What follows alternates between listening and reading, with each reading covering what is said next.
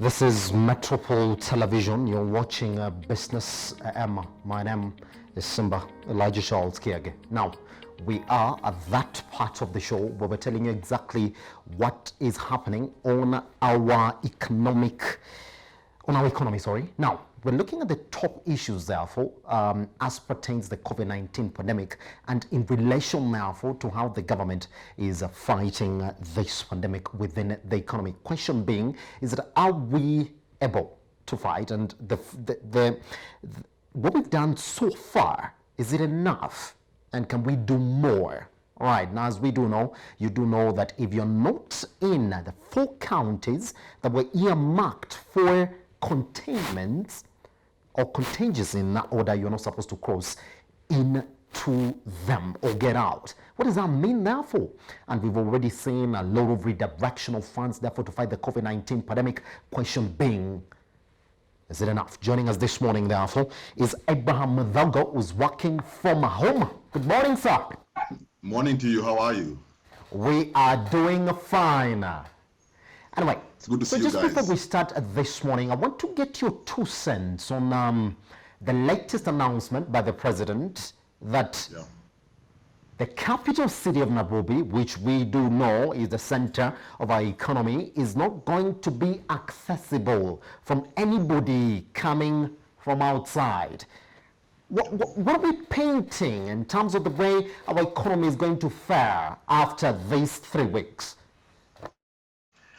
You see, what the president has done is being prudent because remember, on Friday is Easter. Friday, Saturday, Sunday, Monday. That's the Easter weekend. So being the Kenyans we are going to travel out of Nairobi. Now, Nairobi is the hottest zone. So if people were to move out and take this thing elsewhere, then containing it would have become a nightmare. So I think he had to do, and you can see he has only restricted human movement. Essential services are still happening. Food will still be happening. So what is basically containing is the spread. So that now you contain it within certain pockets. That is Nairobi, Kilifi, Kwale, and Mombasa, and try and contain it there and see if you can bring it down. Because these counties have very minimal cases, if at all.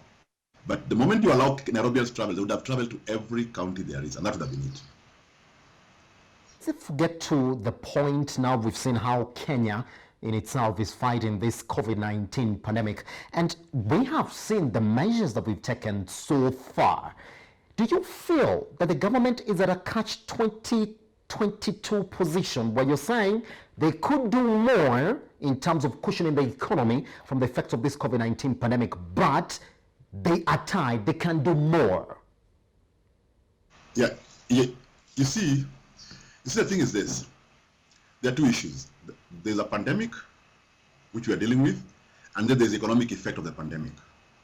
Now, it's at the moment the government is in a very catchy situation because trying to deal with both at the same time is very, very tricky, but it is the only way.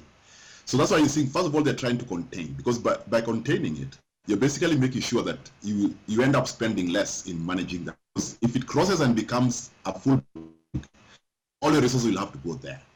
Because the government is fully aware that after the pandemic is done, which it will be, then we'll be left with an economic crisis, and that will be a bigger horse to chew. Because as you can see, people have already lost jobs, people are on lower incomes, businesses are on their way down. So that will be the bigger thing to deal with. But you see, they have to be dealt with in the right order. First, we save life. We have to ensure that as few people die, if at all. Once we contain that, we have to get into immediately dealing with the economic issue. But remember, for you to intervene economically, there has to be money. So again, remember, and we've discussed this before, the government had been constrained even before the pandemic. You remember they were trying to have austerity measures. So they don't have such a big pot.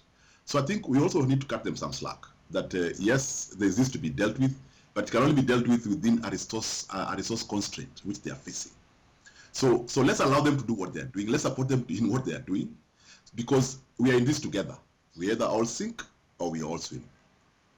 Look at the way in which the government is approaching this, and I want to tell you the biggest announcement we made so far pretty much went back to the banks. The CPK governor came and told us that he's looking for more money, that's going to go back to the banks so they can be lent back to the economy. We are all talking about cash transactions that are going to be cheaper now. We're talking about mobile money wallets expanded. It feels like we're just looking at the financial perspective and we're approaching it from a monetary perspective. Now, let me bring you back to the data that we have there for we see whether this is actually going to help business. Now, 61% of the businesses within the economy have said we're going to feel the heat of COVID-19 pandemic. Yes, we are going to lose jobs. Now, lately, we did see exactly what SGR has done for the next 21 days. That means as tourism and hospitality, to the little point that was left in the country, continues to be hit further and further. We do expect more job losses as well in the transport sector, which we also do know was reeling from the effects of this COVID-19 pandemic. Don't you feel now that the biggest announcement yesterday, therefore, other than this partial lockdown that we're talking about, is exactly therefore how we could have helped these businesses? I'll repeat. I think we have to do it in the we have to save life, then deal with the economy after that.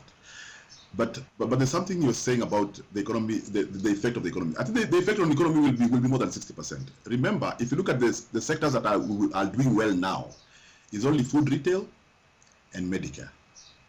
Everybody else is suffering. Why? Because the consumer changed his behavior. As the consumer changed his behavior because his priorities change to only consuming only those goods and services that sustain life, and that is food and ensuring that you're well. So you'll find this is the consumption of these other goods will go down naturally because people are on survival mode.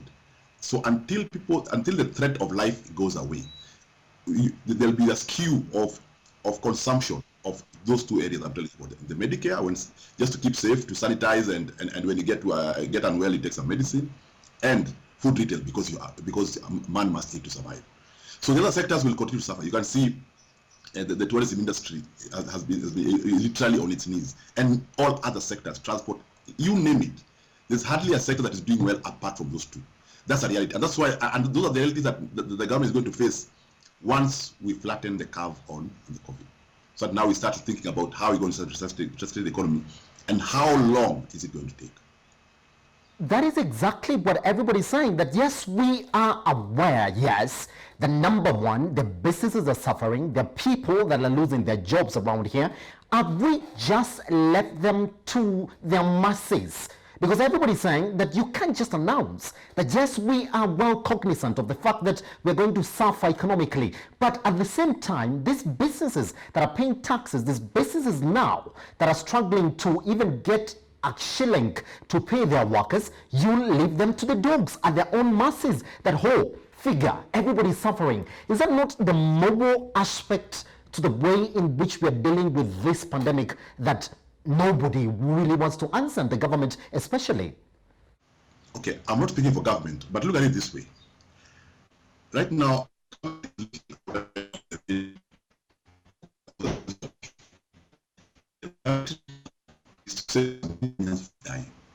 whatever it takes.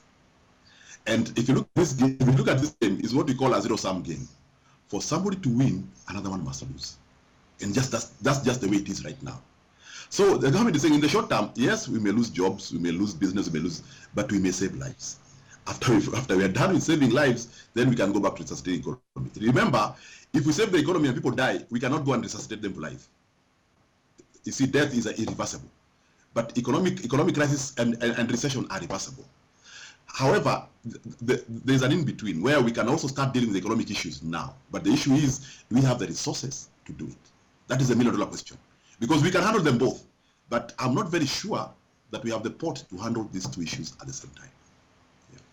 All right, I want to take you back to the research that was done by Infotrack just as we started this week. I think you saw it very okay. Now, 75% of Kenyans think they are well afraid of the effects of the COVID-19 pandemic. 35% of Kenyans say, well, if you lock the economy, whichever way you think about it, our livelihoods are way very much affected. 68% of us think, well, lock it down, solve this COVID-19 pandemic issue, and then let's talk about the economy later on. Now, Abraham, when you look at these numbers, where 75% of us are way scared of the effects, and 35% are saying, well, you lock the economy right now, whichever way you look at it, without actually giving us some set of economic stimulus, we are way done.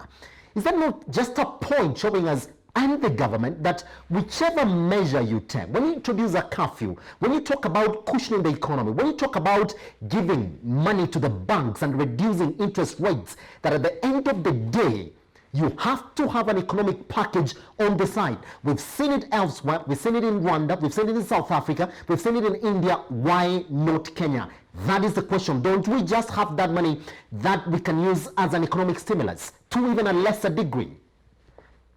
Yes, we do. And if you listen to the president yesterday, I think he did allot some money. I think the 2 billion that was the process of corruption, and he also mobilized some other funds.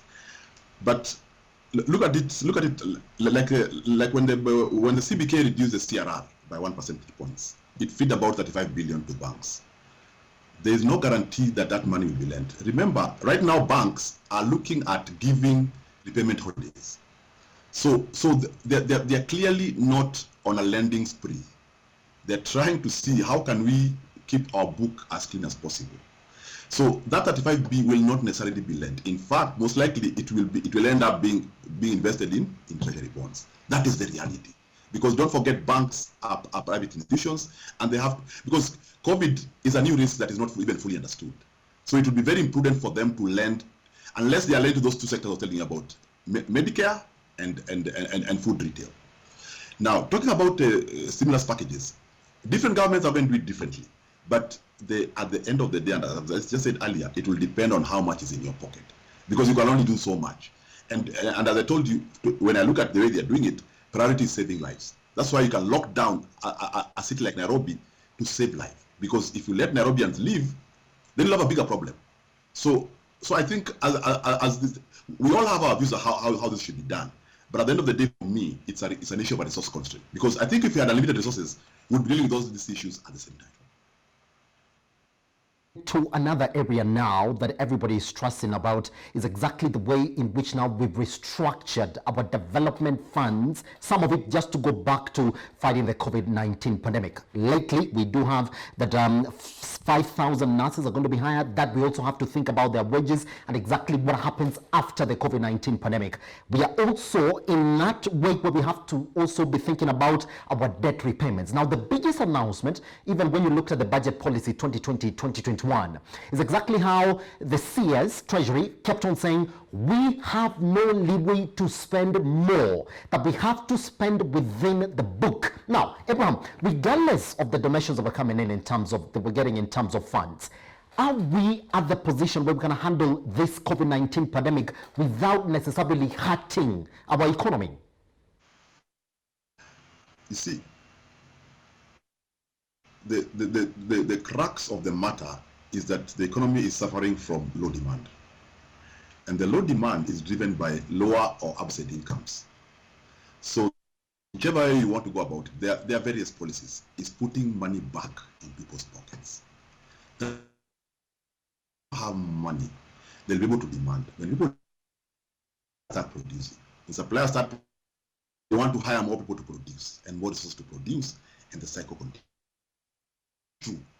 When you start shutting down businesses, the people who are producing are laid off. And when they are laid off, they come and increase this batch of people go into a recession. I'll give you a good example. During the Great Depression, an economist by the name Keynes advised the then Prime Minister of the UK, Winston Churchill, that the best way to do is to put money in people's pocket. And how did they do it? They would deploy people in the morning to dig holes, and in the evening they cover them and they pay them, and that brought them back. So ultimately, whatever policy we do, because you see we're talking about 35 billion released from central bank to the banks. But see, we are short of saying how that money ends in people's pockets. Because until that chunk of money is in people's pockets, at the retail domestic citizen level, of economy will not happen at the demand level. What will be happening? You'll be trying to sustain the economy from the supply side. Yes, you can produce, but who's buying? But if people demand, production will happen without even any other intervention. That is how we're going to get out of it. So whichever policy, whichever how we want to craft it, and there are ways of doing it, which is not for discussion now, is ultimately people having more money in their pockets, whichever you do it. Whether you want to give them cash, whether you want to give them jobs, whichever way you want to do it. If they have more money in their pocket, they're going to demand and the economy will go back. All right, Abraham, thank you very much for speaking with us this morning. I'm so sad that we don't have enough time to continue this morning, but I want to ask you lastly, therefore, we only have 15 seconds to get through the next part of our discussion this morning. Now, what we do know, as of today, we have 3.2 million Kenyans who are listed in credit reference bureaus across the economy. Does the reprieve, not to blacklist them, if you had any outstanding credit that is debt that is due as of 1st April, it makes sense when in reality now lenders also do not want to lend? I think for me the reprieve, I think will only apply to people who are being freshly will not benefit from reprieve. And I think it's just one of those ways of making sure that you don't get listed for an event that you have no control over. Thank you very much for speaking to us this morning. Welcome.